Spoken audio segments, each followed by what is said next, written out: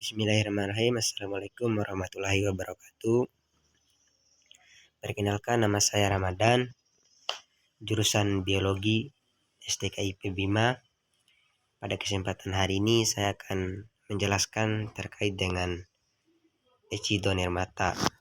Jadi pengertian Echinodermata itu sendiri berasal dari kata bahasa Yunani, yaitu echinos yang berarti dari dan derma yang berarti kulit.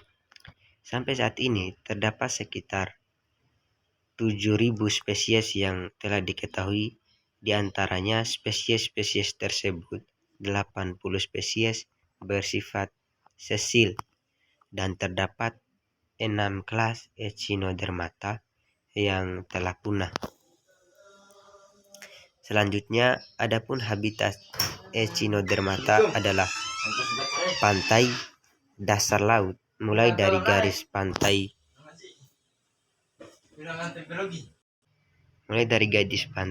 sampai 1.200.000 kaki. Pada umumnya Echinodermata merupakan bestis animal. Selanjutnya, jadi di sini klasifikasi Echinodermata. Jadi filum Echinodermata terbagi menjadi 5. Yang pertama, bintang laut yang disebut Asteriodea. Yang kedua, ladak laut yang disebut dengan Echinoidea. Yang ketiga, bintang laut, bintang ular yang dikenal dengan Ophiuroidea.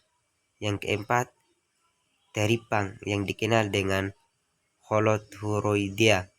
Yang kelima, lili laut, yaitu yang dikenal dengan Crinoldiae. Selanjutnya, klasifikasi Echinodermata. Yang pertama, kelas Asteroidea.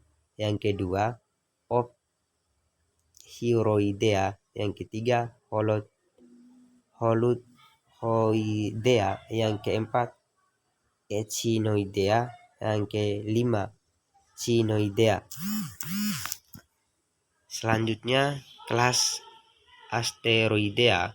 Asteroidea biasanya disebut bintang laut karena mempunyai bentuk seperti Pentaremouse, di mana kebanyakan spesies mempunyai 5 buah tangan. Beberapa spesies mempunyai kelipatan 5 di diameter rata-rata antara 10 sampai 20 cm. Terkecil 1 cm dan terbesar 100 cm. Ini selanjutnya, struktur anatomi bintang laut. Jadi di sini yang pertama, yang di atas central disc.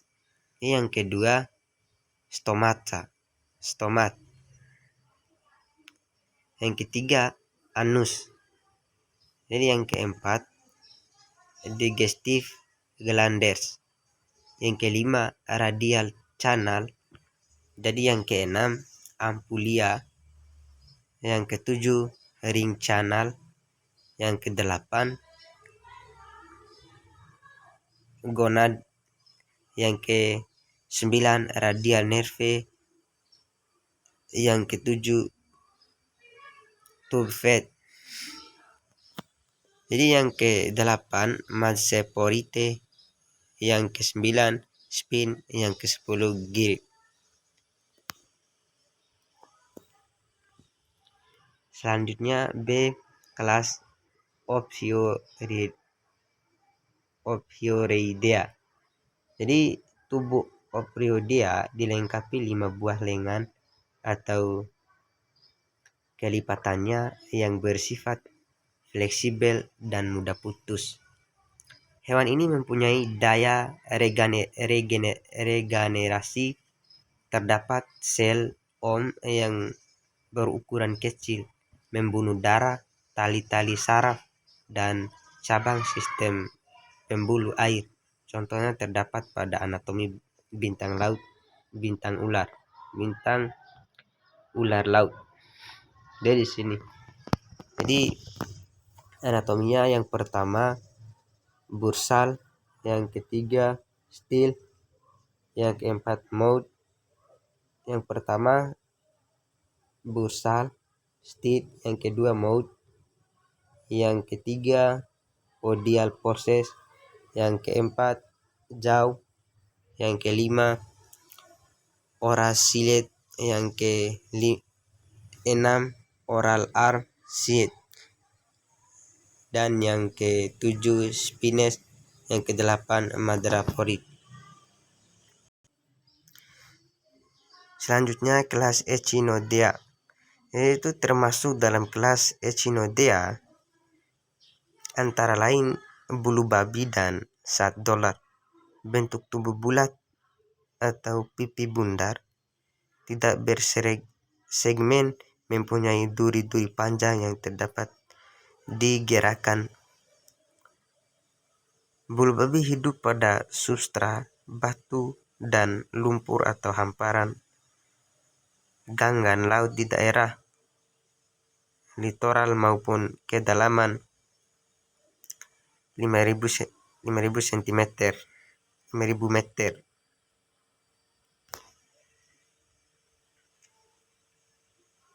Jadi di sini anatominya Echinoidea ladak laut. Yang pertama Ampuleae, yang kedua esophagus, yang ketiga anus, selanjutnya madreporite dan gonopore, selanjutnya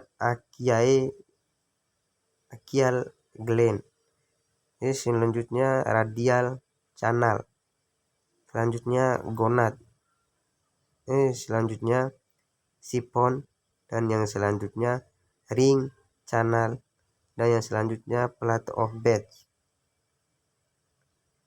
Yang selanjutnya Aristotle Insect dan proyek. Jadi agak sulit teman-teman karena bahasa Inggris ini. Jadi yang selanjutnya haring, selanjutnya peristomial membrane, yang selanjutnya mouth, selanjutnya nefer ring, radial nefer, polian versile, sipon, oral intestine, aboral intestine, radial chana.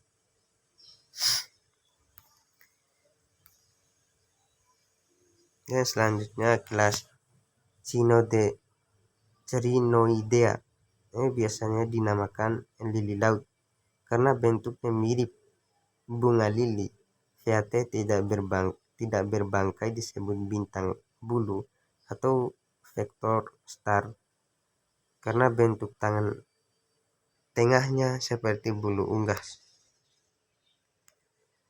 Yang selanjutnya ciri-cirinya yaitu TK, itu yang kedua basal, yang ketiga tangkai, yang keempat akar, yang selanjutnya infrafasal, dan yang selanjutnya radial dan oral pinual ciri.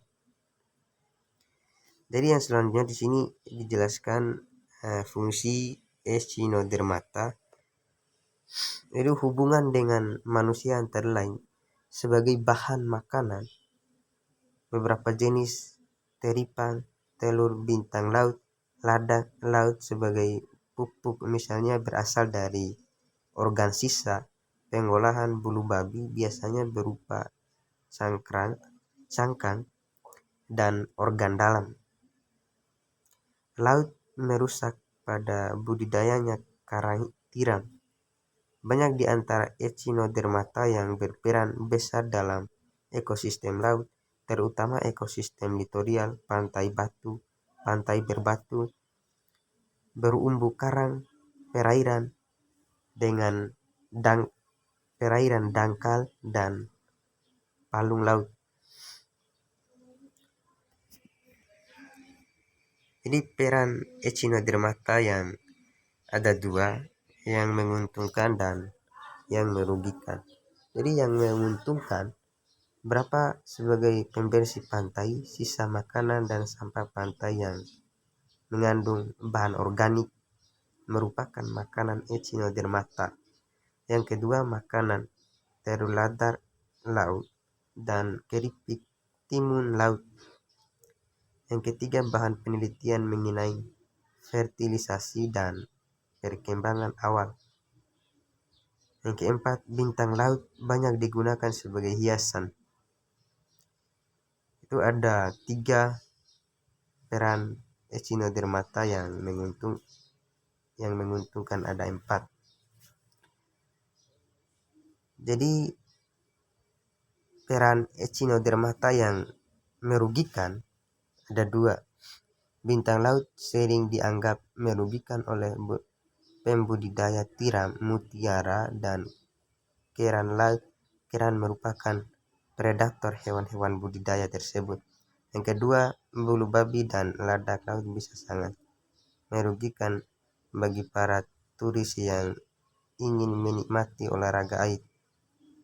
Karena duri bulu babi dan ladak laut yang bersantum bisa menyebabkan kematian jika ditangani secara cepat.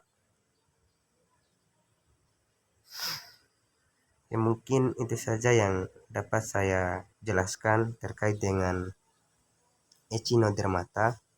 Lebih dan kurangnya saya mohon maaf. Billahi taufiq wal hidayah. Wassalamualaikum warahmatullahi wabarakatuh.